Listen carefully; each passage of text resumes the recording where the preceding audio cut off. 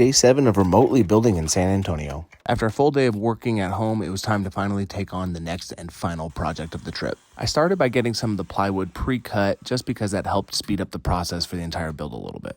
This is yet again another laundry room. This build is going to have some shiplap and some cabinetry, so lots of plywood breaking down going on this day. And unfortunately, I left my table saw fence at home.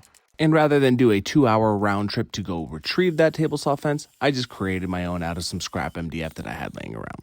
It definitely slowed down this day because today was basically 90% breaking down plywood. And rather than having a fence that auto locked in with just one handle, I had to measure each side and clamp it down for each individual cut. This started a theme for this build, leaving things at home that made my life difficult. After finally getting all the plywood broken down into the appropriate sizing, it was time to assemble the cabinets. Since I didn't have big enough clamps, I once again used screws as temporary clamps as the glue dried. The ultimate goal for the day was to have all of the cabinets assembled and then get all of the face frames ready for assembly and attaching tomorrow. There was a lot of things I would have done differently on this day, but I got 2 of the cabinets built and the bench in the laundry room installed. That's progress. Gosh dang it, I wish I hadn't forgotten you.